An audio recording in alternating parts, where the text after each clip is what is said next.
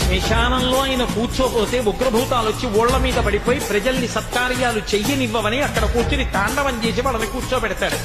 పార్వతీదేవి అడిగింది మహాభారతం అనుశాసనిక పర్వంలో,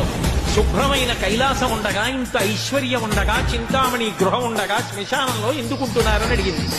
అడిగితే ఆయన చెప్పాడు, పార్వతి బతికున్న నాళ్లు అన్ని చోట్లకి వెడతారు, ఏమీ తోచట్లేదు, శ్మశానానికి వెళ్ళొద్దామని ఎవరు రారు పార్వతి. నేనంతవాణ్ణంటాడు, పొరుగ్గా ఉన్నానంటాడు, తెల్లగా ఉన్నానంటాడు, పండితుడంటాడు, పద్యాలు నాకు నోటికొచ్చంటాడు, ఉపన్యాసం చెప్పగలనంటాడు, నాకు పాటలు వచ్చంటాడు, నేను నాట్యం చేస్తానంటాడు, నేను అధికారినంటాడు, నా దగ్గర డబ్బు ఉందంటాడు,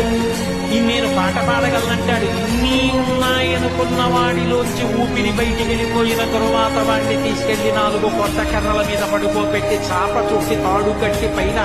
నూలు బట్ట కప్పి తీసుకొచ్చి అన్నీ తీసేసి కర్రల మీద పడుకోబెట్టి కాల్చేస్తుంటే జీవుడు లేచి నిలబడి పుర్రె పగిలిపోయిన తరువాత కన్న కొడుకు కూడా స్నానం చేసి వెళ్ళిపోతుంటే చీకటి పడిపోయాక, అయ్య బాబోయ్ చుట్టూ ఉగ్రభూతాలు, నా వాళ్ళన్న వాళ్ళు లేరు, వీళ్ళని నమ్ముకున్నాను, ఒక్కడు లేడని ఏడుస్తుంటే